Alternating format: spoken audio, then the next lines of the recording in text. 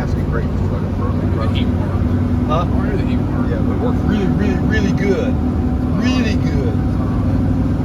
Anyway, the same road we take to go to Shady's house, but no brakes today. We get park straight car faster or lighter. I don't know.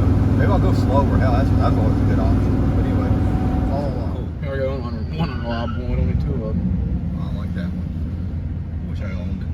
Then I'd sell it because well, piece of shit. But anyway, that is so cool. I-85 South Kings Mountain ramp to Kings Mountain.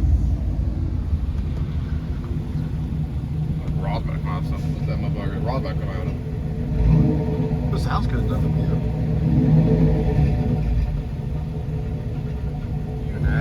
I don't give a fuck. I'm mad for playing with this You're fucking dumb fucking clear base thing. Fuck all of y'all. I'm needing that shit too. So good. Yeah. South Carolina. Another hour to go. We're somewhere in the middle of South Carolina. 4 miles to go. Getting closer, getting closer, getting closer.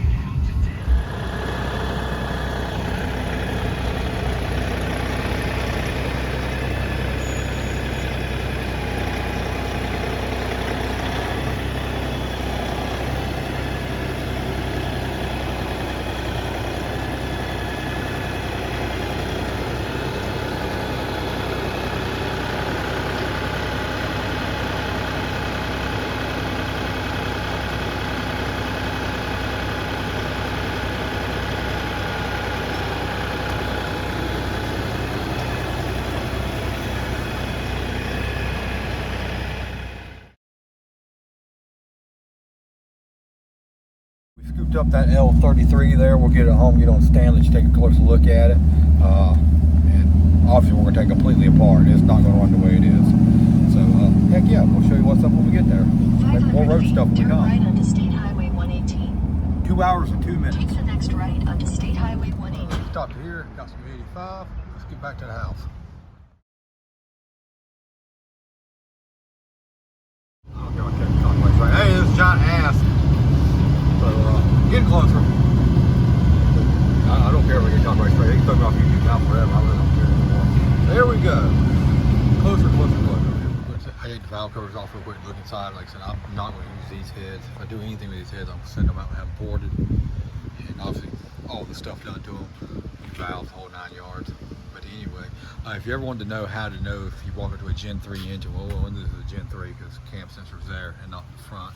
But if you go over to a Gen 3, you want to know if it had Gen 4 rods and pistons, which full floating rods and pistons in it. 13mm bolts if it's original. There and on the Valley. But see how this is in aluminum. We already know it's Gen 4 rods, but we're not using the rods and pistons out of it though. So we're gonna put them on the shelf to save them.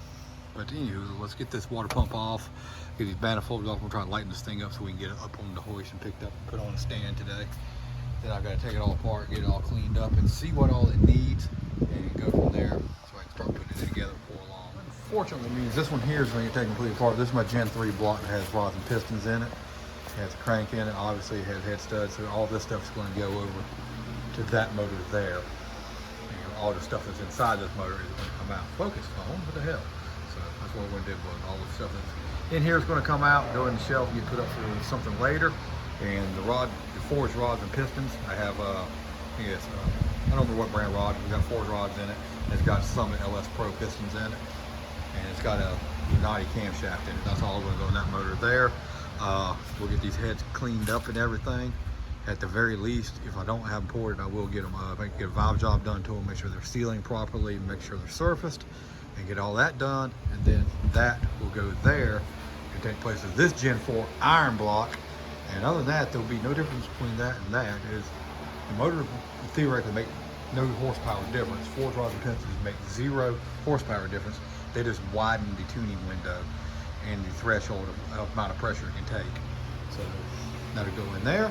And also this is an iron block, and that's an aluminum block, 80 pounds. The goal is to get car weight 3,000 pounds with the driver sitting in it full of fuel. That's the goal. Now y'all think Kevin's a Fox body. Yeah, but this is a bigger Fox body. It weighs just a little bit more than a Mustang does, so it's got a little more things against it.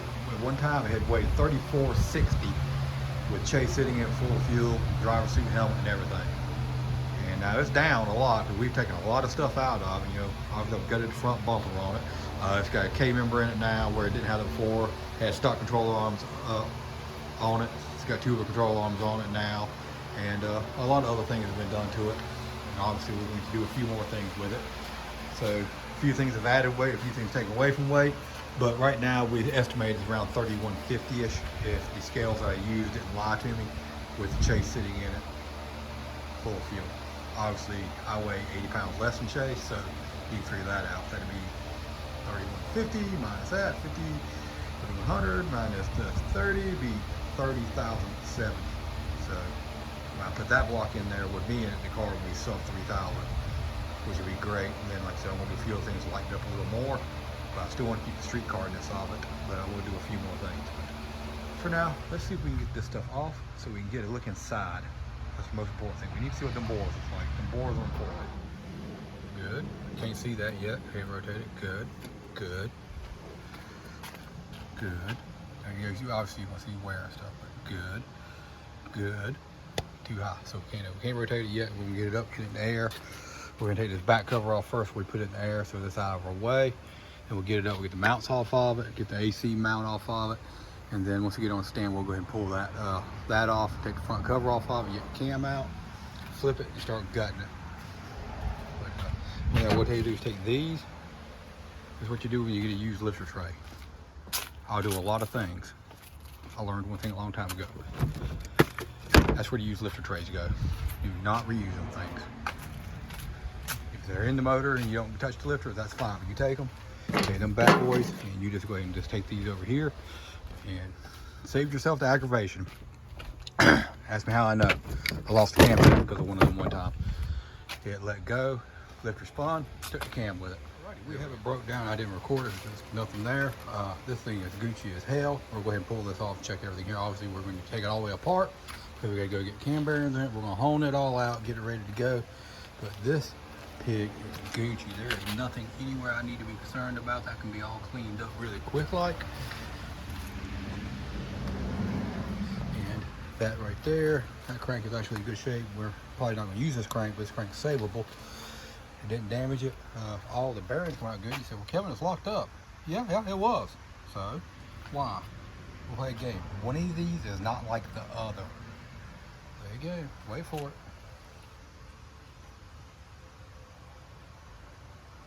Yeah, look at that. That was weighted against the counterbalance crank. How that happened, I don't know, but it's awful clean compared to the rest. Well, that was clean too. Maybe it hung an injector open and flooded that cylinder and told that rod go bye-bye. We'll never know. The heads were fine. They didn't have any marks on them. Nothing let go. You can see ring lands are perfectly fine. Rings were nice and loose in the bores. They're popped out. So there's nothing like that. It's all good there. Everything is together. No damage. None of the pistons have damage on the faces. We are not using these. We're using this block. That's going to be a sweet, sweet, sweet deal. 80 pounds. I cannot wait. Whew, got a little more work to do before I do that part, so we got to do some more stuff. So we got to get this thing ready to go, make sure everything's square on the top of it, and make sure the bores do come clean. Right now they look like they're going to be perfect, no problem to come clean. And then we got to get the whole rotating assembly out of that motor there. And I guess I'll have to order some ARP head bolts for this because this is going to be a Gen 4. Everything's short on it, unlike that. Sorry not to get y'all dizzy. Unlike this one where it has the different lengths. Now this is all Gen 4 and all the same length, but this has bolts in it. And I'm wanting to put studs in it because I want to go a lot more pressure on it. It had 5.3 HO gaskets. We're going to get the BTR small bore LS9 gaskets. I don't think I call it LS9 gasket, but it's off that style. It's for a small bore. They sell it. We're going to go that route with it. We're not going to be a 4-second car. I'll probably never be a 4-second car in age, but my goal is to get very, very, very, very low in the 5s. That's my goal. So that will help us get there. And cutting a bunch of weight out of places we don't need it will definitely help. There's weight equals horsepower, so we got that going for us. And we got the ability to make the air stupid cold. It's on corn juice. We got a better camshaft in there than we have there, I think. I don't know. I'm not a cam guy, so that's my understanding of it. But hey, who knows? But anyway, that, and we have some more stuff. Let me show you. Valve to go on here to help speed up the spooling. That's not the biggest ordeal. That's the big deal. This is a clean automatic speed killer, billet aluminum second gear lead. And there we go. Yeah, brother. We're good to go. We are trying to make some changes here. Going to leave the car together while we do all this stuff to get stuff ready. Obviously, the 400's got to come out. I'm not sure at what point I'm going to take the 400 out, but it won't have to be out for very long. And it takes us about 30 minutes to get it in and out. Well, out, and then 30 minutes to put it back in, so an hour. And then whatever time it takes for the trans guy to do his magic with it. So, yeah. But right now, the transmission's not hurt. It doesn't show any signs of being hurt. But I do want that second gear leave. The only reason I want second gear leave is for no prep. That's going to cause a predicament with the rear gears versus radial and stuff. So I've got a little more work to do with my head and my brain and stuff and things. So, but we're going to put that in there anyway, so we just have it in there. And yeah, but it's going to help because it's a little faster releasing. This thing is the one that's in here is just a smidge slow. It's not stupid slow, but it's a little smidge slow. That one's way faster, so we'll go with that. And I think we're on a path to success or imminent destruction, whichever. Hey, stick around and find out. Who knows? I mean, hell, even I don't know this. He's finally having an aluminum block. Big shout out to Joe down there in South Carolina for selling me this block at a good price and allowing me to get it, because everyone I was running across was stupid expensive, and this one was way more affordable. So, and it's going to be a good one. I can already tell it's a good one. We're definitely going to clean it all up, and yeah, knock the lifters out of it in a little bit. And I'll pull them out and take the crankshaft completely out of it, because in order to do the cam bearings, we had to do that. So this is not a junkyard build per se. It'll be a junkyard engine, but I am going to put some nicer parts in it. This motor here, whether y'all don't know, that's been in here for 2 years and living and has good oil pressure and makes great power, is an SBE Gen 4 iron 5.3 with 243 heads. Cylinder heads, I'm not sure why. I really want to get some ported heads on it or aftermarket heads, but that's going to take a little bit of money, and a lot of times I look at my bank account, it kind of laughs at me. So I may have to run stock heads, like I do a valve job on them. And it is what it is. I know I'll never be the fastest, never, ever, ever. I just want to be pretty quick and have fun doing it, and that's my goal with my car. So yeah, we are working on it there, boys and girls. I'm trying. The car is definitely fun now. It's on 28 pounds. I need to get it back to track so I can get a number on it. We've got it all good to go there. The things I want to do before that, I want to scale it again, probably before I put the motor in it, so I can know how to adjust for the bias in the back. And yeah, a few other things I want to do to it. And there's a few other things I want to take out of it. Nothing that you'd ever really notice. It'd be things you never see. I do want it to remain like this when you open the doors up, that you know this has everything in it. Because I want it to look like a car. I really need to be a car, okay? I don't want it to look like a race car, because it's not a race car. It's a street car that sits in my garage and never goes anywhere half the time. But I do drive it sometimes. I haven't drove it a little bit. I've had other things going on, and I've been a little busy and preoccupied. But hopefully I can get back to the race car stuff here now, and we get busy doing what we want to do, and that's party. So there we go. Damn it, didn't mean to do that. Hang on.